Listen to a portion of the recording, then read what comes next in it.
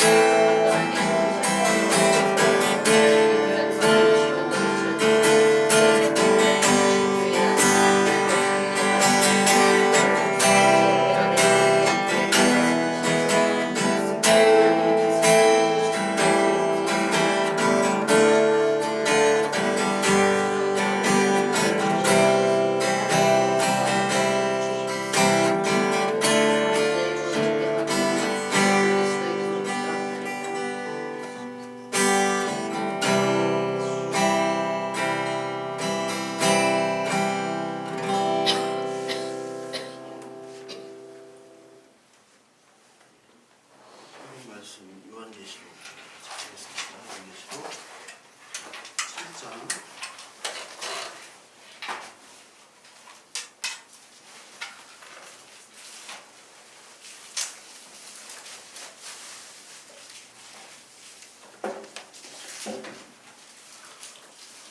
7장 9절부터 우리 17절까지, 요한계시록 7장 9절부터 17절 같이 교독하겠습니다. 제가 한 절, 여러분이 한 절, 이렇게 한 절씩 교독합니다. 이 일 후에 내가 보니 각 나라와 족속과 백성과 방언에서 아무도 능히 셀 수 없는 큰 무리가 나와 흰 옷을 입고 손에 종려가지를 들고 보좌 앞과 어린 양 앞에 서서 큰 소리로 외쳐 이르되 부활하심이 보좌에 앉으신 우리 하나님과 어린 양에게 있도다 하니, 모든 천사가 보좌와 장로들과 네 생물의 주위에 서 있다가 보좌 앞에 엎드려 얼굴을 대고 하나님께 경배하여 이르되 아멘. 찬송과 영광과 지혜와 감사와 존귀와 권능과 힘이 우리 하나님께 세세토록 있을지어다. 아멘 하더라. 장로 중 하나가 응답하여 나에게 이르되 이 흰옷 입은 자들이 누구며 또 어디에서 왔는가? 내가 말하기를 내 주여 당신이 아시나이다 하니, 그가 나에게 이르되 이는 큰 환난에서 나온 자들인데 어린 양의 피에 그 옷을 씻어 희게 하였느니라. 그러므로 그들이 하나님의 보좌 앞에 있고 또 그의 성전에서 밤낮 하나님을 섬김에 보좌에 앉으신 이가 그들 위에 장막을 치시리니, 그들이 다시는 줄이지도 아니하며 목마르지도 아니하고 해나 아무 뜨거운 기운에 상하지도 아니하리니, 이는 보좌 가운데 계신 어린 양이 그들의 목자가 되사 생명수샘으로 인도하시고 하나님께서 그들의 눈에서 모든 눈물을 씻어주실 것입니다. 아멘. 설날 전까지 우리 설날 연휴 때는 우리 못해가지고 그 전에 말씀이 바로 우리가 9절까지 8절까지 우리가 말씀을 봤죠. 그래서 지지난주에 그 말씀은 14만 4천을 얘기를 했고 그 14만 4천에서 어떤 지파가 빠지죠. 에브라임과 그 단지파가 빠지면서 그것이 바로 뭐냐면 수를 계산하는 민수기의 역할을 오늘 다시 요한계시록에 불러오는 건데, 즉 민수기는 이제 전쟁을 하는 수를 기록한 거잖아요. 그래서 전쟁, 즉 이 땅의 지상에 있는 교회는 전쟁을 하는 교회라고 말씀을 드렸습니다. 그래서 어떻게 크게 보면은 그 8절까지가 지상의 교회, 전쟁을 하는 교회, 전투의 교회고, 오늘 9절부터 17절까지는 또 위에 천상의 교회를 사실을 얘기하고 있는데, 이거를 어떻게 나누기보다는 사실 똑같은 거예요. 이 땅에 하나님의 나라가 이미 너희에게 임했다라고 말씀하셨잖아요. 그러니까 우리가 하나님의 나라가 온전하진 않지만 이 땅에서 우리가 임했고 또 우리가 전투하며 살아가지만 동시에 찬양하는 그 후반절에는 찬양하면서 계속 하나님께 존귀와 영광을 드리는 그 찬양하는 교회, 그리고 하나님만으로 기뻐하고 감사하는 그런 교회를 얘기하고 있는 거죠. 그러니까 나눠서 생각하기보다는 이게 같은 얘기입니다. 그러나 온전한 하나님의 나라가 임한 다음에는 우리의 전투는 이제 끝난 거죠. 전투. 그래서 이 전투라는 것은 사실 믿음의 전투입니다. 왜냐하면 믿음이라는 건 하나님과 우리와의 관계를 말씀하는 거잖아요. 이 관계를 계속해서 떨어뜨리게 하는 그런 악한 세력들과의 전투예요. 그게 내 안에 일어나는 전투고, 그리고 여러 가지 환경을 통해서 일어나는 그런 믿음으로부터 멀리하게 하는 그것들과 싸우는 전투를 얘기하는 거죠. 그래서 이 전투하는 교회를 오늘 8절까지 얘기를 하고, 오늘 9절부터는 천상에 있는 교회를 얘기를 하고 있습니다. 그러면서 처음에 어떻게 얘기를 하냐면 각 나라와 족속과 방어, 백성과 방언에서 아무도 능히 셀 수 없는 큰 무리가 딱 보여지죠. 그 능히 셀 수 없는 큰 무리, 그리고 그것을 꾸미는 나라, 족속, 방언, 백성, 이것들이 바로 14만 4천을 얘기한다고 지난 시간에 얘기를 드렸죠. 그래서 14만 4천이라는 것은 온 인종과 온 나라와 온 백성들이 섞여 있는 겁니다. 그래서 한국만 14만 4천이 되는 거 아니고 지금까지 예수 그리스도를 믿었던 온 인종들이 다 14만 4천에 들어가서 오늘 큰 무리를 이룬다는 것이죠. 그래서 그 큰 무리들이 나와가지고 무엇을 하냐면 이제 찬양을 하기 시작하는 건데, 그 큰 무리들의 특징이 바로 흰옷과 종려나무 가지. 이들이 입은 옷이 흰 옷이라고 그랬죠. 흰 옷. 그리고 이들이 들고 있는 게 바로 종려나무 가지입니다. 흰 옷은 여러 번 설명했기 때문에 더 이상 설명드릴 필요는 없을 거고요. 종려나무 가지라는 게 있죠. 종려나무. 종려나무를 보신 분이 있으세요? 종려나무? 그러니까 종려나무라는 거는 쉽게 생각하면 야자수로 보시면 됩니다. 야자나무. 근데 이 종려나무가 어디에 나오냐면 예수 그리스도가 이제 나귀를 타고 오실 때 그 많은 사람들이 호산나 호산나 종려나무 가지를 들고 나오잖아요. 이 종려나무는 어디에 쓰였냐면은 여러분들 그 절기 중에 초막절이라는 게 있습니다. 초막절. 초막절. 이게 이제 장막절인데, 장막절. 이 초막절이라는 거는 이제 백성들이 이제 광야 시대 때 그 광야에 텐트 치고 살아가기 때문에 그거를 이제 기념하는 절기로서 그때 종려나무 가지가 필요해요. 종려나무. 이 종려나무는 장막절이고 초막절이고 맨 마지막 절기이기 때문에 이거는 주님의 재림을 얘기합니다. 재림. 헬라어로는 이제 파루시아라고 하는데, 즉 주님이 재림할 때는 구원과 심판이 같이 이루어지잖아요. 그러니까 이 유대인들은 늘 뭐만 기다렸냐면 예수 그리스도께서 다윗의 왕국을 다시 세우신다. 그러려면 메시아가 재림을 해야 되잖아요. 메시아가 오셔야 되잖아요. 그러니까 메시아가 오신다는 것은 승리이자 축일입니다. 가장 기쁜 날이에요. 그러니까 이 종려나무 가지를 막 흔든 사람들의 심리는 뭐냐면, 아, 이제 로마로부터 해방됐다. 다윗의 후손이 오셔서 우리를 이제 강국으로 만드시고 이제 식민 통치 벗어나고 우리도 잘 먹고 잘 살게 되고 있구나 라고 생각하는 심리가 가장 컸다고요. 왜냐하면 그때 당시는 예수 그리스도께서 무엇을 하러 오신 것인지를 아는 사람들이 아무도 없었잖아요. 제자들도 그렇고. 그렇기 때문에 그런 심리로 막 신나서 호산나 호산나 하면서 그걸 외쳤던 거예요. 초막절을 기리면서, 아, 진짜 우리 메시아가 오셨구나. 우리를 구원하러 오셨구나.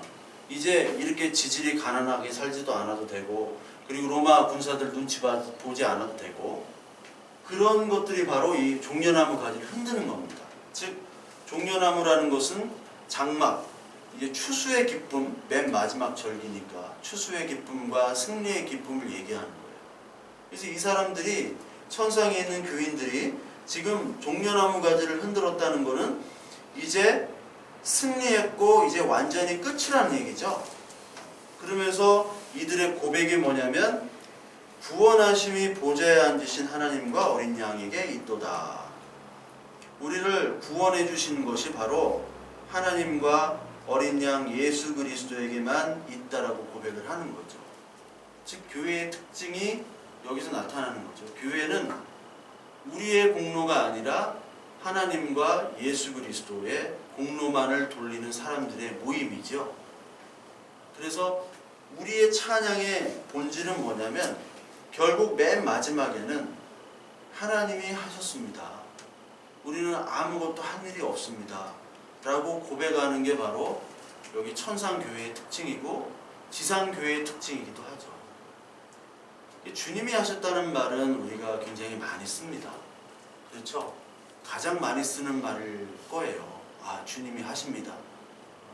예전에 결혼을 하지 못한 우리 청년부 때 같이 자매님이 있었는데, 목사님이, 야, 너 시집 가야지 하니까 그 자매님이 주님이 하실 거예요 그랬는데, 아직까지 주님이 일을 안 하신다는, 안 하시고 계세요.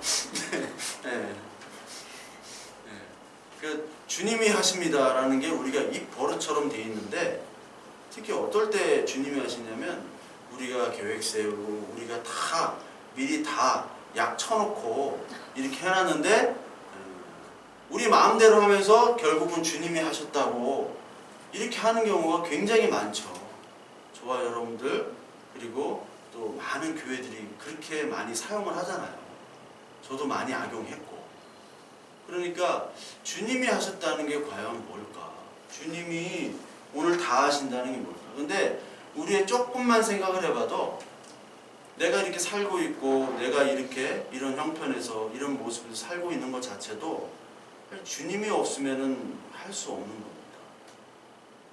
특히 우리 중에는 이렇게 대단히 뛰어난 사람들이 없지만 진짜 세상적으로도 굉장히 난 사람들이 있잖아요. 근데 그 사람들이 되게 잘났고 뭐 되게 노력을 했겠지만, 그렇지만 그 사람들이 잘나서 그것들이 다 이루어진 건 아니거든요. 그들을 위해서 희생하고 조력한 사람들이 상당히 많아요. 근데 그 사람들은 다 자기 잘난 맛으로 살기 때문에 그 사람들에게 어떤 이런 뭐 겸손함을 얘기는 못하겠죠. 근데 우리도 사실 잘난 맛으로 우리가 다 했다라고 생각하지만, 조금만 생각해 보면 주님이 다 하신 거예요. 지금 이렇게 숨 쉬고 있는 것도 하나님이 하시지 않으면은 우리는 바로 아무것도 아니자 우리는 죽을 수밖에 없는, 아니 죽은 존재였다라고 고백하는 사람들에게만 이 고백이 나오는 겁니다. 그러니까 교회라는 것은 모든 공로를 하나님 예수 그리스도께 돌리는 그 존재들이 바로 교회입니다. 그래서 이 천상에 있는 교회가 뭐를 하냐면, 여기에 보좌 앞에 엎드려 얼굴을 대고 하나님께 경배를 하면서 아멘과 찬송과 영광과 지혜와 감사와 존귀와 권능과 힘이 우리 하나님께 세세토록 있을지어다 아멘 하더라. 이게 완성된 하나님의 나라의 모습이고 이게 교회의 모습이라는 거죠. 그래서 이 9절부터 17절까지는 하나님께 찬양하는 장면이 나와요. 저도 예전에 이제 제가 중고등부 학생들, 청소년 학생들만 전도사 때부터 목사, 그러니까 이제 일반 교회 교역자로 있을 때까지 계속 한 번도 안 빼놓고 다 했어요. 한 1년도 안 쉬고. 근데 이제 그 친구들이랑 이제 뭐 수련회다 이렇게 가면 큰 수련회 같은 데는 뭐 막 손 들고 찬양하고 그러잖아요. 막 음악으로 막 때리고. 음악으로 막 때리면 손을 들어야 돼. 안 들면 안 되는 분위기예요. 막 들고 막 눈물 흘리는 애들도 있고. 근데 그런 애들 전화해보면 다 교회를 안 나간대요. 왜 대학교만 가면 이렇게 교회를 안 나가는지, 무슨 잘못 뭐가 쓰였는지 하여튼. 근데 그들이 이렇게 찬양을 하고 막 하는데 저는 곰곰이 생각을 해봤어요. 쟤들은 도대체 무슨 생각으로 찬양을 할까? 근데 제 스스로도 생각을 해보면 나는 과연 찬양을 하고 있는가를 생각을 해봤어요. 나는 찬양을 하나? 제가 이런 사실 이제 복음성가를 별로 좋아하지 않습니다. 찬송가를 좋아해요. 제가 음악을 무지하게 좋아하는데 제가 음악을 굉장히 좋아해요. 그래서 교회에 막 하자마자 막 찬양단도 만들고 그랬잖아요. 응? 미라 집사님 기억이 왜 안 나요? 같이 우리 했잖아. 옹카라고. 응? 거기 안 했나요? 네. 하여튼 근데 나는 찬양을 하려고 하는 게 아니라 그때는 내가 헤비메탈을 안 들으면은 잠이 안 올 정도였어요. 내가 헤비메탈 음악. 근데 요즘 리턴이라는 드라마 있죠? 거기 PD가 음악을 굉장히 좋아하나 봐. 거기에 내가 옛날에 자주 들었던 메탈리카 음악이 막 나오더라고요. 네, 메탈리카 음악. 아, 이 PD가 나랑 좀 취향이 같구나. 근데 제가 이제 찬양 이렇게 사람들이 부르고 막 손들고 기도하면서 쟤네들은 무슨 생각으로 저렇게 찬양하고 기도할까? 그리고 나는 과연 내 안에 어떤 찬양이 있나? 아니 찬양을 하고 있나? 아니 찬양이 뭔지 내가 알고서 지금 애들한테 찬양하라고 하나? 그런 생각들을 계속 많이 했어요. 그러니까 가만히 생각해 보면 내 안에 진짜 찬양이 없더라고요. 왜냐? 내가 진짜 하나님의 말씀을 모르는 거예요. 그 모른다는 의미는 예수 그리스도께서 나를 위해 대신 죽으셨다라는 게 그냥 머리로만 느껴지는 거지 이게 온 마음과 내 생활과 내 자연스러운 입술의 고백에서 나오질 않는다고요. 그러니까 내 찬양이 안 나오는 거예요. 근데 아무리 봐도 쟤들이 우리 나랑 같이 중고등부 애들이니까 아무리 봐도 쟤는 아닌데 그런데 그냥 뭐 음악만 나오면 막 울고불고 하는 거예요. 근데 아니나 다를까 야 걔는 어떻게 지는 뭐 그냥 난리예요. 뭐 교회도 안 나가고요. 막 다 이렇게 얘기를 하더라고요. 그러니까 우리의 찬양이라는 게 뭔지를 모르고 하는 경우가 많답니다. 우리의 찬양이 진짜 찬양이 되려면 하나님 예수 그리스도께서 우리를 위해서 죽으심이 무엇인가 그리고 그 죽음이 바로 나의 죽음이 되고 그의 부활이 바로 나의 부활이 돼야지 되잖아요. 그것이 그냥 머리로만 느껴지는 것이 아니라 내가 정말 죄인이구나. 내가 어쩔 수 없는 죄인이구나. 근데 한 방법이 예수 그리스도께서 우리를 위해서 죽으심으로 오셨다. 그걸로 우리가 용서가 됐다라는 그 죄사함의 기쁨, 그 감사, 그것으로 말미암아 우리가 자연스럽게 나오는 그런 찬양이 진짜 고백되어질 때 하나님께 기뻐하는 찬양이 되는 거거든요. 근데 그거를 놓친 채 우리가 분위기로 막 찬양하고 감사하고 감사하면 안 되잖아요. 교회에서 분위기상 찬양하면 안 되고 아니 권사직분 딱 받았는데 장로직분 딱 받았는데 감사 안 하고 찬양 안 하면 못 하잖아. 그러면 안 되잖아요. 장로직분 받았는데 대표기도 할 때 여기서 이 종이를 딱 꺼내면 일단 안 되는 거잖아요. 종이를 딱 꺼내면. 안수 집사님들은 종이를 꺼내요. 근데 장로님들은 종이를 꺼내면은 이제 저거 날라리구만 이렇게 생각하거든요. 그러니까 근데 우리의 진짜 찬양과 기도가 무엇인가? 우리가 앞으로도 이 땅에 살아갈 동안 진짜 찬양과 감사를 못 드릴 수도 있어요. 못 드릴 수도 있어요. 그러나 그날이 되면, 온전한 교회가 되면 진짜 찬양과 감사를 드린다는 거죠. 하나님의 나라에서는, 온전한 하나님의 나라에서는 진짜 찬양과 감사가 드려지는 존재가 될 거야. 그거를 누가 하느냐? 네가 하는 게 아니라 내가 하게끔 만들어 줄게. 아니 저는 못하는데요? 아니야. 내가 만들도록 너를 다듬고 깎고 할 거야. 아니 깎이기 싫은데? 아니야 가만히 있어. 계속 깎이시는 거예요. 계속. 그래서 그 깎임의 대상이 바로 여기 흰옷 입은 자고, 그 흰옷 입은 자가 누구냐? 바로 14절에 나오는 큰 환난에서 나오는 자들입니다. 그래서 14절 한번 우리 같이 한번 다시 읽어볼까요? 14절 같이 읽겠습니다. 내가 말하기를 내 주여 당신이 아시나이다. 그가 나에게 이르되 이는 큰 환난에서 나오는 자들인데 어린 양의 피에 그 옷을 희게 하였느니라. 씻어 희게 했다. 그러니까 큰 환난에서 나온 사람들이 이제 14만 4천인데, 그렇다면 환난이라는 단어가 여기 나오죠. 환난. 그런데 이 왜 환난이 꼭 필요한가? 그걸 또 우리는 봐야겠죠. 어린 양의 피로 희게 됐다.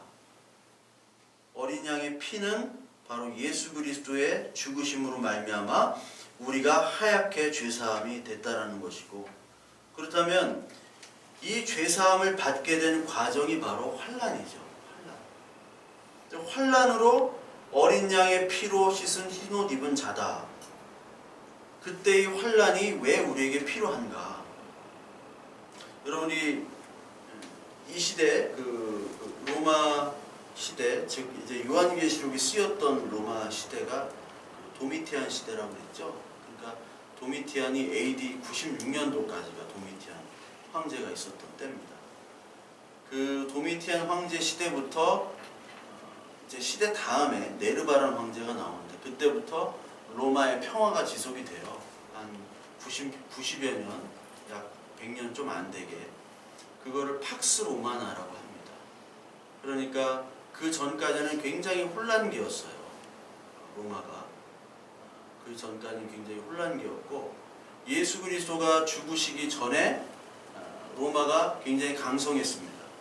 근데 예수 그리스도가 태어나시고 난 다음, 그리고 죽으신 다음부터 이제 도미티안 전까지가 조금 혼란기였어요. 로마의 역사를 보면 그렇습니다. 그 다음부터 이제 팍스 로마나가 시작되는데, 그러니까 이렇게 팍스 로마나가 시작되는 이 시대 때의 세상은, 특히 로마는 평화였죠. 평화. 환란이 없었어요. 태평성대한 국가입니다. 근데 이때부터 본격적으로 교회는 환란이 시작이 되는, 환란의 시대. 그러니까 도미티안 시대 때가 예수 그리스도를 주로 고백하면 잡아가는 시대였잖아요. 그때부터 본격적으로. 그리고 로마 시대 때 이제 박해 역사를 공부하다 보면은 도미티안 시대 때 이제부터 시작돼가지고 그 100년 기간에 걸친 팍스 로마나 때, 그때 부분적으로 박해가 있습니다. 그리고 이제 AD 200년이 지난 후에는 본격적인 대환란의 시대가 돼요. 왜냐면 로마가 이제 AD 180년이 이후에는 로마가 굉장히 이제 쇠락한 국가로 떨어지게 돼요. 그거를 로마를 강성 국가로 다시 만들기 위해서 하나의 종교를 만드는 거예요. 그게 황제를 섬기는 그런 우상 숭배를 더 강화시키기 위한 수단이기 때문에 그것을 위해서 기독교를 탄압할 수밖에 없었어요. 그런 시대 때, 평안의 시대 때 교회는 핍박이 시작되고 핍박이 본격화되는 거죠.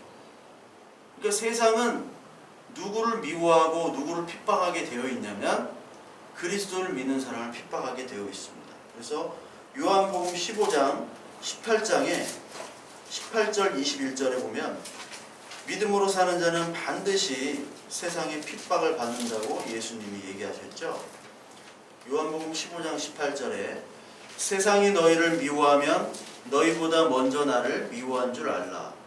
너희가 세상에 속하였으면 세상이 자기의 것을 사랑할 것이나 너희는 세상에 속한 자가 아니요 도리어 내가 너희를 세상에서 택하였기 때문에 세상이 너희를 미워하느니라.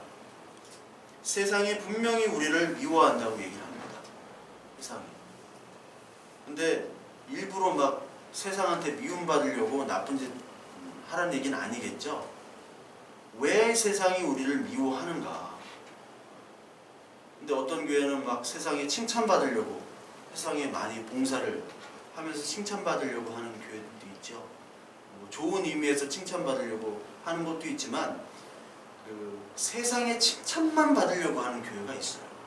하나님의 말씀, 진리의 복음과는 상관없이.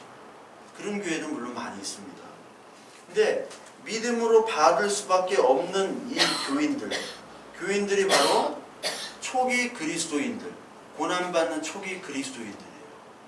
그래서 제가 예전에 욥기를 한번 설교한 적이 있었는데 그 설교 제목이 고난으로 단장한 신부라는 제목을 했어요. 그러니까 신부가 바로 교회잖아요.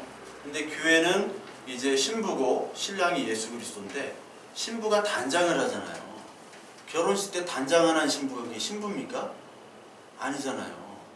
그러니까 결혼식 때는 다 신부가 단장을 해요. 꽃 단장을 하고 그 전날에 마사지 하고 막 붓기 뺀다고 막 맨날 라면 먹다가 그날은 라면 안 먹고 이쁘게 단장을 하는데 그 단장이 우리에게 적용될 때는 바로 고난으로 단장된다라고 이 성경 전체는 사실 얘기하고 있습니다. 그래서 이 고난이 반드시 깨끗한 신부, 정결한 신부에게 요구되는 사항이 바로 고난이에요.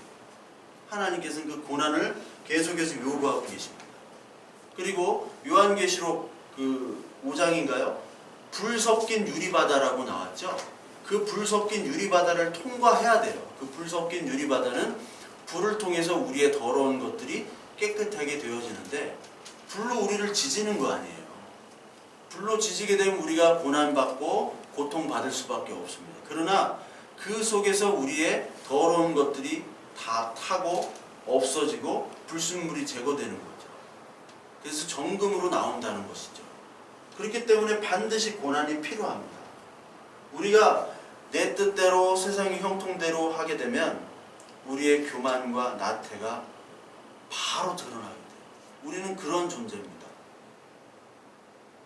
예수 그리스도께서도 고난을 받으심으로 말미암아 순종하고 온전케 되셨다고 그랬어요. 그게 어디냐면 히브리서에 나옵니다. 히브리서 2장 한번 보실까요? 히브리서 2장 10절을 한번 보겠습니다. 2장 10절. 히브리서 2장 10절.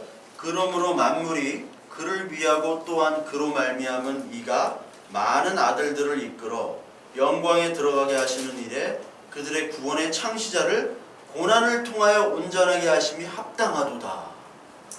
여러분, 예수 그리스도께서 고난을 받으시는 것이 합당하다고 얘기를 하는 거예요. 예수 그리스도가. 그리고 또 2장 17절을 봅시다. 우리 같이 한번 읽어볼게요. 그러므로 그가 범사의 형제들과 같이 되심이 마땅하도다. 이는 하나님의 일에 자비하고 신실하신 대제사장이 되어 백성의 죄를 속량하려 하심이라. 그가 시험을 받아 고난 당하셨은즉 시험 받는 자들을 능히 도우실 수 있느니라. 그가 범사의 형제들과 같이 되셨다고 그랬어요. 형제들은 바로 죄인들입니다. 죄인이 되셨고, 죄인이 된다는 것은 이 땅의 인생을 살아간다는 거죠. 이 땅의 인생은 고난의 연속이잖아요. 기쁨도 있지만 고난의 연속이잖아요. 제가 요즘 뭐 사람들한테 다 연락을 하면 안 힘든 분들이 없어요. 다 힘들어요. 안 힘든 분들이 없더라고요. 목사님들도 힘들고, 그리고 일반 성도님들도 힘들고, 안 힘든 분들이 없는데 그 인생이란 게 자체가 바로 고난이고 죽음이 있죠. 그 결과는 나중에 우리 죽음이잖아요. 예수 그리스도께서 똑같이 고난을 받으시고 죽음을 똑같이 사셨다는 거예요. 그리고 히브리서 4장 15절에 또 나옵니다. 우리에게 있는 대제사장은 우리 연약함을 동정하지 못하실 리가 아니요 모든 일에 우리와 똑같이 시험을 받으신 이로되 죄는 없으시니라. 똑같이 시험을 받으셨죠. 유다광야에서 그 사탄의 시험도 받고 사람들에게 조롱과 핍박과 시험거리들을 많이 그들에게 받으셨어요. 그리고 히브리서 5장 7절부터 10절이 이제 종결판입니다. 5장 7절부터 10절에 보시면 그는 육체에 계실 때 자기를 죽음에서 능히 구원하실 이에게 즉 하나님에게 심한 통곡과 눈물로 간구와 소원을 올렸고 그의 경건하심으로 말미암아 들으심을 얻었느니라. 그가 아들이시면서도 받으신 고난으로 순종함을 배워서 온전하게 되셨은즉 자기에게 순종하는 모든 자에게 영원한 구원의 근원이 되시고 하나님께 멜기세덱의 반차를 따른 대제사장이라 칭하심을 받으셨느니라 라고 얘기를 해요. 즉 예수 그리스도는 하나님이시죠. 그리고 하늘의 자리를 다 버리고 오신 분이에요. 더 버릴 게 없어요. 그럼에도 불구하고 이 땅에서 고난을 받았는데 왜 고난이 받았느냐? 왜 필요했느냐? 순종함과 온전함을 위해서 하나님이 고난을 주셨다는 거예요. 하나님인데도 불구하고. 그렇다면 우리는 말할 것도 없죠. 우리는 날마다 고난이 있어야 돼요. 없으면 우리는 방종과 나태와 게으름과 교만으로 우리는 하늘을 찌르게 된단 말이에요. 저 어떤 분이 저는 로또를 안 합니다. 로또를 한 번도 사본 적이 없어요. 제 돈 가지고. 근데 어떤 분이 로또를 사셨어 나를. 네, 로또를 사셨어요. 그래서 또 사줬으니까 내가 받아야죠. 근데 이제 받았으니까 이제 맞춰봐야 될 거 아니에요. 토요일 날만 막 기다렸어요. 막 기다렸는데 뭐 평창 그 게임 때문에 토요일 날 8시에 한다면서요. 8시인가 뭐 하여튼 그때 한대요 밤에. 근데 10시 40분인가 하더라고. 맞춰봤어요. 기도를 하고 제가 이제 이게 되면 모르겠습니다 하고 예, 10,000원 사가지고 그분 하나 나 하나 해가지고 이렇게 했거든요. 그래서 이제 딱 했는데 막 3개가 연속 맞는 거예요. 3개가 맞고 뒤에 3개는 다 안 맞더라고요. 3개 되면 5,000원이라면서요. 그게 되면요 저 그냥 갑니다. 그냥 다 놔두고 다 가요. 다 놔두고 그거 다 필요 없어. 그냥 제가 그런 사람인 줄 알기 때문에 하나님은 절대로 로또를 저에게 주시지 않는다. 다시 한번. 근데 5,000원이 생겼으니까 이게 또 돈으로 바뀌자는 게 그렇고 또 한 번 가서 또 사야겠어요. 사야 되나 바꿔야 되나. 이게 하여튼 어떻게 될지 모르겠는데 그러니까 그만큼 우리는 얼마나 악하냐면 조금만 나에게 힘만 있으면요 하나님을 잊어버려요. 하나님 생각을 안 해요. 그러니까 하나님은 예수 그리스도도 고난을 통해서 온전하게 하라고 했는데 우리는 정말 이거는 뭐 날마다 고난이 있어도 정신을 못 차릴 정도죠. 우리가 무슨 일을 행하는지를 몰라요. 내가 그런다고 하나님을 섬긴다고 생각하면서 막 열심히 섬기지만 내가 무엇 때문에 왜 그걸 행하는지도 모르고 열심히 그냥 세상 쫓아가는 것들이 바로 우리의 본성이에요. 이번 주 주일날 우리 조카가 왔는데 얘 때문에 내가 진짜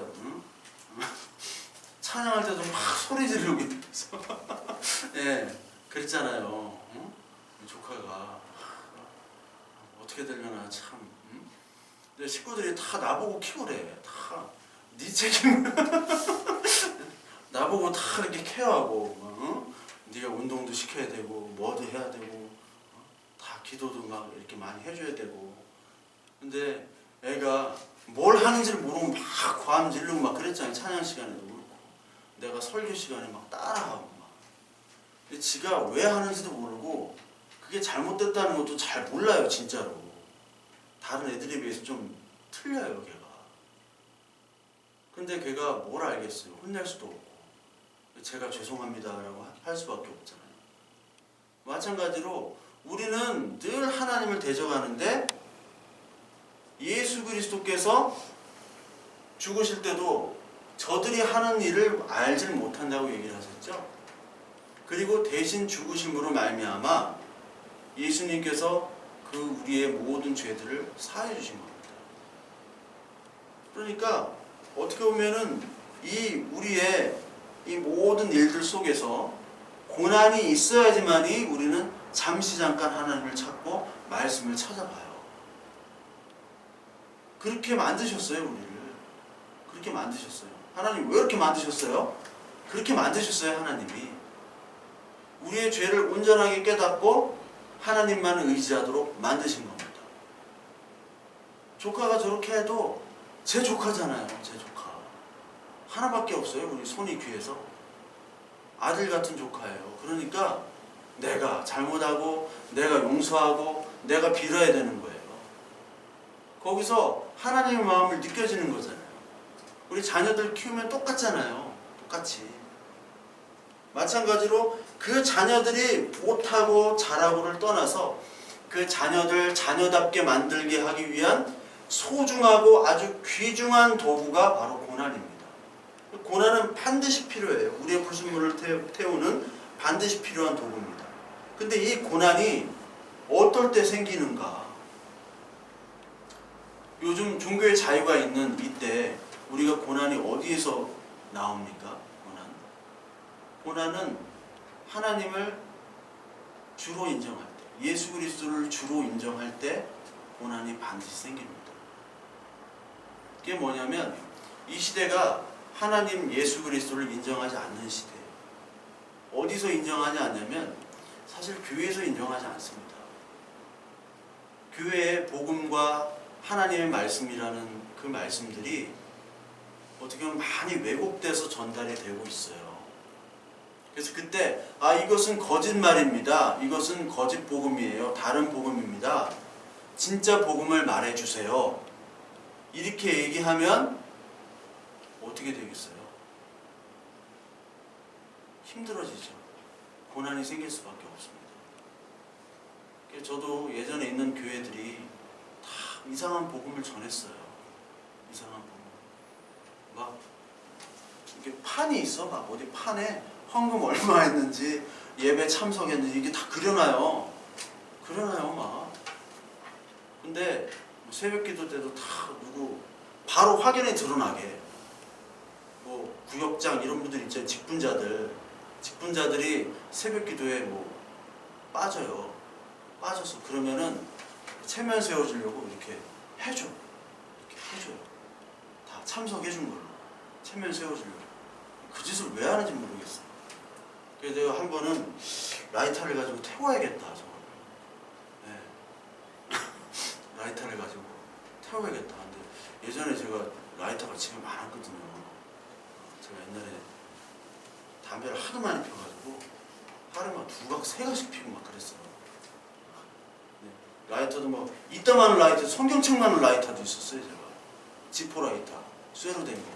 내 이름까지 새겨가지고 미친 거지. 그때는 미쳤어요. 그런 거 막 이게 담배 피우면서 헤비메탈 듣고 막 이렇게 막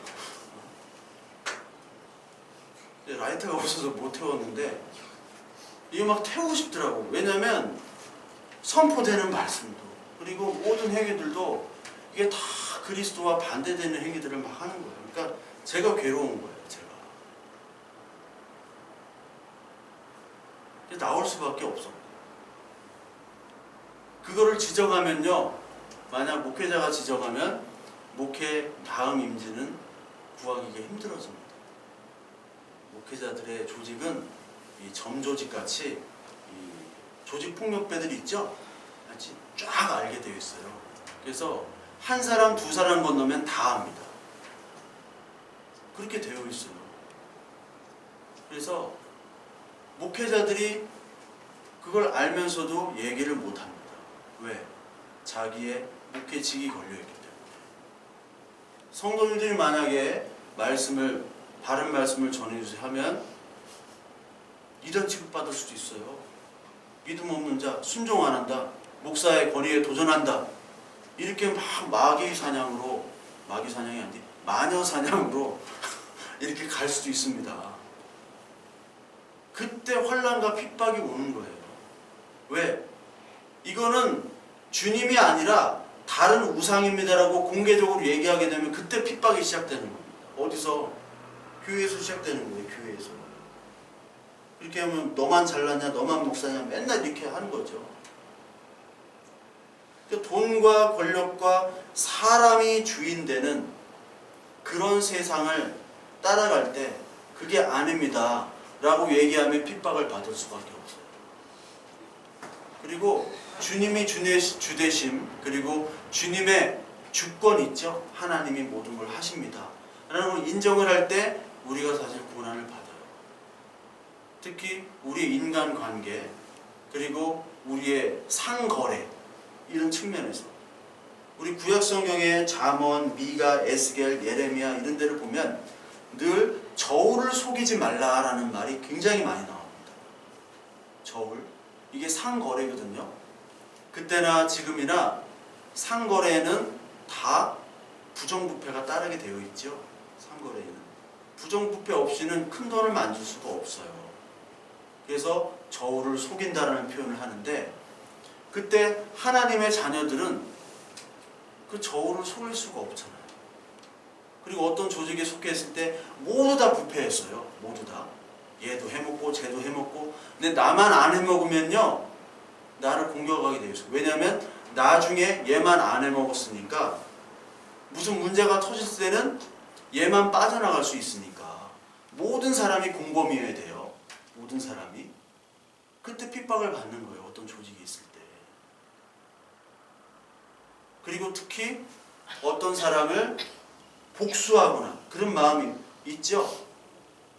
어떤 가족에게, 가족도 막 자기를 해하는 가족도 있잖아요. 친구, 어떤 회사, 그런 것들에 보복하려는 마음들이 우리는 늘 있어요. 근데 하나님께서는 악을 악으로 갚지 말라고 하셨죠. 선으로 악을 갚으라고 얘기를 하셨습니다. 그리고 하나님께 맡기라고 했어요. 하나님께. 심판은 하나님께 맡겨라. 해병대 구호 중에 모조리 죽여라, 심판은 하나님께 맡기고, 이런 구호가 있어요. 해병대 구호. 예, 해병대 구호가 그런 게 있습니다. 하나님도 안 믿으면서 하나님 자를 갖다 붙였어요. 우리는 모조리 죽이는 게 아니라 우리를 죽이고 심판을 하나님께 맡기는 거죠. 그럴 때 어떤 현상이 벌어지면 다른 사람들이 너 바보냐 이렇게 할 수도 있고, 나는 내 마음은 정말 복수하고 싶고 저는 정말 죽이고 싶은데 하나님의 마음을 가지면 선으로 악을 갚아야 되는 그 마음이 충돌하면서 우리에게 마음의 병이 생길 수도 있어요. 마음의 병이. 그걸 막 억지로 해서 병이 걸리라는 게 아니라 그거를 하나님의 말씀으로 극복해야 되는데, 그 과정 속에서 어려움과 고난과 또 마음의 병이 생길 수도 있습니다. 그러나 그것들이 있을지라도 하나님께서는 분명히 이 고난을 통해서 온전해지라는 하나님의 인도하심인 거예요. 그 모든 고난들이 우리에게 반드시 필요합니다. 그게 싸움이에요. 믿음의 싸움. 그러니까 교회는, 전투하는 교회가 이런 싸움을 싸우는 거예요. 내 속에 있는 그런 아픔들이 있잖아요. 그리고 고민들. 그리고 내가 주님으로 인정할 때 배척받고, 그리고 내 일자리가 없어지고 사라지고 그럴 수 있잖아요. 초대교인들이 다 그랬거든요. 직업이 사라지고요, 직장에서 쫓겨나고 가족들한테도 외면당하는 그런 사태가 벌어질 때, 그때 믿음으로 더 싸우고 인내하라는 거죠. 근데 이런 싸움이 지금 교회에 사라지게 됐단 말이죠. 그러니까 교회의 문제는 교회가 사람이 오고 안 오고의 문제가 아니에요. 지금은 교회에 이런 싸움이 없다라는 겁니다. 그리고 고난이라는 거를 견디지를 못해요. 그렇죠? 특히 저같이 젊은 세대들, 젊은 세대인지 늙은 세대인지 뭔 세대, 낀 세대라 이게 좀 모르겠어요. 근데 저도 이제 젊은 세대에 속하잖아요. 젊은 세대들은 참지를 못해요. 참지를. 우리 청년들하고도 얘기해 보면은 참지를 못해요. 정말. 어떠한 조금만 고난이 있으면 막 혼자 세상 모든 짐을 다 지고 가는 사람 같아요. 그리고 어떠한 것들에 진득하니 뭘 하질 못하고 조그만 고난을 굉장히 크게 생각하고 거기에 하나님의 기쁨으로 하나님의 위로하심이 더 커야 되는데 그거를 못 참아요. 그리고 어떠한 빠른 결과만을 요구를 합니다. 교회도 그래요. 교회도 가면 어떤 결과를 내래요. 딱 교역자로 어떤 부서를 딱 맡잖아요. 그러면요, 많은 교회가 그렇습니다. 6개월 안에 무슨 결과를 내요. 그 결과는 뭐예요? 그 사람 수를 늘리라는 거죠. 자기가 맡은 부서를 늘리지 못하면은 6개월 더 기회를 주고 못하면은 다음에 재계약 없어 하고 나가 이렇게 돼버리는 거예요. 근데 결과가 중요한 게 아니라 어떤 속도가 빠르게 뭘 하는 것이 중요한 게 아니라 우리가 중요한 것은 진짜 믿음이 뭐고 믿음의 싸움이 뭔지를 고민하면서 그것을 묵묵히 따라가고 지켜나가고 한 걸음 한 걸음 가는 게 교회인데 어떤 결과물을 내라는 게 교회가 돼버렸어요. 그러니까 이 세상 똑같지 않습니까? 이 세상 결과물을 내려고 하잖아요. 넌 얼마 벌었다더라. 어디 투자하니까 뭐가 됐다더라. 누구누구네 엄마 여기 한번 찔러봐. 좋은 품목이 있어. 좋은 종목이 있어. 한번 투자해봐. 다 그런 얘기밖에 없잖아요. 교회는 그것으로부터 분별하고 그것의 마음을 뺏기지 않는 게 교회인데 이 싸움에 교회가 실패했다는 거죠. 그래서 고난을 통과한 이 사람들이 하나님께 찬양을 하면서 마지막에 또 뭐를 고백을 합니까? 우리 15절, 16절, 17절 나오지만 여기 하나님 보좌 앞에 있는데 그의 성전에서 밤낮 하나님을 섬김에 보좌에 앉으신 이가 그들 위에 장막을 치시리니 그 고난을 다 겪고 나온 그 14만 4천 성도들에게 하나님께서 뭐를 치신다고 그랬습니까? 성막, 장막을 치신다고 그랬습니다. 장막. 이 장막이라는 거는 하나님의 임재입니다. 하나님 만나는 곳. 그리고 불기둥과 구름기둥 생각하시면 돼요. 내 자녀가 얼마나 힘들고 아파할 때 엄마 아빠가 그걸 보호해 주시는 역할로 생각하면 됩니다. 보호해 주는 거. 하나님께서는 오늘도 우리의 삶 속에서 장막을 쳐주고 계시는 거예요. 장막을. 어떤 장막이냐? 하나님의 자녀로 가기 위한 장막. 하나님의 자녀로서의 삶을 잘 살지 못할 때 하나님께서는 하나님의 자녀로 가기 위한 그 프로젝트 계획들을 하시면서 우리에게 장막을 쳐고 계세요. 장막은 하나님의 보호하심과 더불어 다른 외부 세력의 공격으로부터 보호하는 겁니다. 그 외부 세력은 어떤 세력이 있어요? 하나님과 우리의 관계를 떨어뜨리려고 하는 그런 세력들이겠죠. 그리고 우리는 쉽게 그것들의 유혹이 되니까 그거를 보호하고 있는 역할을 하나님께서 해주신다는 겁니다. 그러면서 그 장막, 즉 하나님의 나라는 다시는 줄이지도 아니하며 목마르지 아니하고 해나 아무 뜨거운 기운에 상하지도 아니하리니 이렇게 나오죠.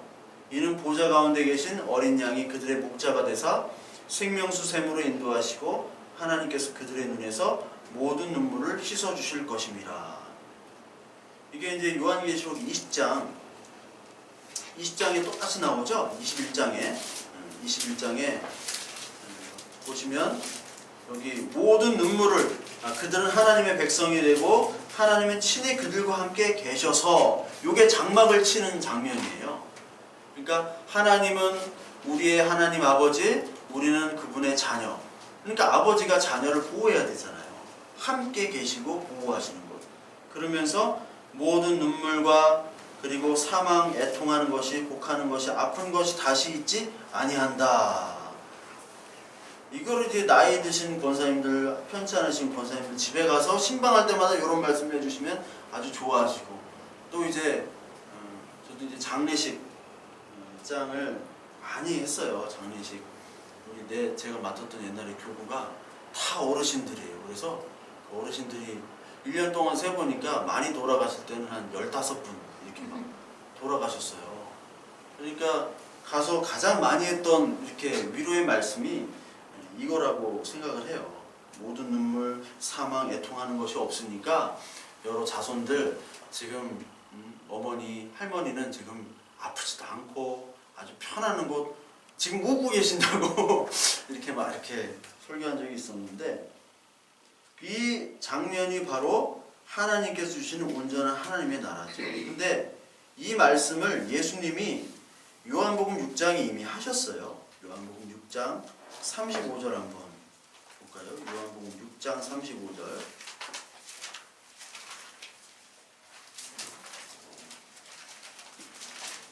6장 35절에 보시면 예수께서 이르시되 나는 생명의 떡이니 내게 오는 자는 결코 줄이지 아니할 터이요 나를 믿는 자는 영원히 목마르지 아니하리라. 그러나 내가 너희에게 이르기를 너희는 나를 보고도 믿지 아니하는도다 하였느니라. 아버지께서 내게 주시는 자는 다 내게로 올 것이요 내게 오는 자는 내가 결코 내쫓지 아니하리라. 여기 예수께서 생명의 떡을 주고 결코 줄이지 않는다고 그랬죠. 그리고 결코 목마를 것이 없다. 목마르지 아니할 거다라고 얘기했습니다. 그러니까 여기서 어린 양이 목자가 되고 생명수 샘으로 인도하신다. 목마르지 않다라는 거죠. 즉, 이 위로의 말씀은 누구에게 위로의 말씀이 되느냐? 이 땅에 믿음 때문에 고난받는 사람들에게만 위로의 말씀이 됩니다. 이 땅에서 하나님과 관계없이 호화호식을 누리며 열심히 자기의 목표대로 살아가는 사람, 그리고 자기의 이룬 것들을 가지고 자기 만족하며 다른 사람들에게 자랑하며 과시하며 살아가는 사람들에게는 이게 위로의 말씀이 절대로 되질 않아요. 그런 사람들은 요한계시록 18장에 나오는 바벨론이 멸망했을 때 애통하고 막 그런 장면이 나오잖아요. 바벨론이 멸망했을 때 애통하는 사람들이 누구합니까? 이 땅의 왕, 이 땅의 상인들이잖아요. 이 땅의 왕, 상인들, 권력자들. 이런 사람들은 하나님의 나라가 올 때 애통합니다. 이제 자기가 팔아야 될 상품이 가치가 없어져요. 하나님이 오시면 비트코인이 사라져요. 자기에게 온 재산을 바쳐가지고 투자했던 부동산, 그리고 주식, 채권, 이런 것이 아무 소용이 없어져요. 그들에게 이 하나님의 말씀이 무슨 위로가 되겠어요? 전혀 위로가 되지 않습니다. 그러니까 이 위로가 되는 말씀은 바로 하나님의 자녀, 예수 그리스도를 주라 고백을 했기 때문에 받는 고난, 예수 그리스도가 주기 때문에 나의 행위가 하나님이 기뻐하시는 행위들을 함으로 말미암아 내가 손해보고 아파하고 힘들어하는 그런 사람들에게만 이 위로의 말씀이 주어지는 거예요. 근데 이 위로의 말씀을 위로 말씀으로 받지 못하는 사람들은 주일에도 말씀드렸지만 성경에서 개와 돼지라고 얘기를 합니다. 개, 돼지. 개, 돼지들은 하나님의 말씀을 알지 못하고 토했던 것들을 다시 먹잖아요. 토한 거를 다시 먹습니다. 하나님의 말씀이 들어가서 하나님의 은혜를 입으면 우리의 더러운 것들이 토해지잖아요. 우리의 세상적인 것들이 토해지는데 이 개돼지들은 토한 거를 다시 맛있다고 먹어요. 하나님의 말씀이 들어가면 우리의 더러운 것들이 토해지게 되면 다시 그거를 먹지 않아야 되는 게 하나님의 자녀잖아요. 근데 하나님의 자녀인 척하면서 그 토한 것들을 다시 먹으려고 하는 사람들은 하나님의 자녀가 아니다라고 얘기하시는 거죠. 개, 돼지라고 표현했습니다. 개, 돼지. 우리는 개, 돼지가 아니잖아요. 하나님의 자녀로 말미암아 이 말씀에 우리가 위로를 받는 사람들이죠. 그래서 이 세상이 육신에 가지고 있는 동안에 우리는 사실 미완성품이죠. 조립이 덜 된 사람들입니다. 조립이 덜 된 사람들인데 정말 이 땅에 더 누리고 더 가지려고 하는 목마름이 아닌 하나님께서 내 안에 오셔서 정말 생명수 샘으로 인도하시는 그 하나님의 인도하심, 그것에 대한 목마름이 저와 여러분들이 있기를 간절히 바랍니다. 그것이 바로 지상교회의 특징이고 모습입니다. 따라서 이 땅에 아파하는 성도들에게 오늘 다시 한번 말씀하고 계세요. 이 땅에 믿음으로 전투하는 이 12지파 14만 4천아, 너희들 힘든 거 내가 잘 안다. 그러나 너희들은 이미 하나님 나라에 완성돼서 이미 목마르지도 않고 배고프지도 않고 어떤 해나 뜨거운 곳에 상하지도 않는 자야. 이런 어려움들에 의연하게 좀 기쁨으로 감사함으로 좀 의연하게 대처할 수 없느니 그게 너희들의 정체성인데 그거를 이 지상교회에 다시 말하고 계시고 저와 여러분들이 지상교회니까 저와 여러분들에게 얘기하고 계신 거예요. 저와 여러분들이 어떻게 보면 내세울 게 없잖아요. 내세울 거 있는 분들도 있지만 내세울 게 없습니다. 저도 어디 가면은 목사라고 인정을 못 받아요. 어디 목사입니다 하면 교인 몇 명이요? 딱 이게 나오잖아. 재정은 얼마나 듭니까? 이거부터 왜 그걸 물어보는지 모르겠는데 하여튼 그걸 물어봐요. 뭐 얼마 됩니다. 아니 목사도 아니구만. 근데 그것과 상관이 없이 하나님의 자녀라는 거죠. 하나님의 말씀을 전하면 목사고 아무리 목사 타이틀이 있더라 하더라도 하나님의 말씀을 전하면 목사는 아니죠. 하나님의 말씀의 위로를 받으면 성도요, 하나님의 말씀이 아닌 세상의 위로만을 받을 수밖에 없는 그 사람들은 성도가 아니듯이 하나님의 성도들, 하나님의 자녀들은 반드시 이 말씀으로 위로를 받을 수밖에 없습니다. 저와 여러분들이 이 세상 살아가면서 계속 깎여지고 고난 때문에 힘들 수도 있어요. 우리 아내가 나를 고난의 길로 만들고 남편의 고난의 길도 만들 수가 있습니다. 가족이 고난의 길로 사실 만들어요. 요한 웨슬리라는 분 알잖아요. 감리교 창시자. 그 부인이 그렇게 악처였대요. 악처. 그래서 집에 들어가진 않았대요. 요한 웨슬리가 말 타고 뭐 몇십만 마일을 달렸던지 하여튼 집에 안 들어가는 남자였죠. 집에 안 들어가고 할 일이 없으니까 전도만 하러 다닌 거야, 이 사람. 집은 지옥이고 바깥에. 하나님 뭐 그렇게 쓰셨어요, 하나님은. 하나님 뭐 그렇게 쓰셨는데 이 가장 사실 우리를 괴롭게 하는 게 가장 가까이 있는 사람들. 아내, 남편, 자녀, 그리고 날마다 보는 우리의 사람들, 인간 관계들. 그것들이 사실 어떻게 보면 우리를 가장 괴롭게 만듭니다. 그러나 그것을 통해서 하나님께서 우리에게 필요하고 우리가 해야 되고 우리가 생각하고 하나님의 만드신 그것들을 어떻게 바라봐야 되는지를 깊이 묵상하고 잘 모르겠으면 하나님 더 알려달라고 기도하는 저와 여러분들이 돼야겠죠. 저도 계속해서 해야 되고 우리 가족에 대한 기도 그리고 우리 내 주위의 사람들과 환경에 대한 기도 하나님 왜 이렇게 환경과 이 사람들을 나에게 주셨습니까? 그럼 뭐 결론은 알아요. 너 때문에 그렇다. 네가 들대서 그렇다 임마. 하시지만 더 깊은 뜻을 알게 해주세요.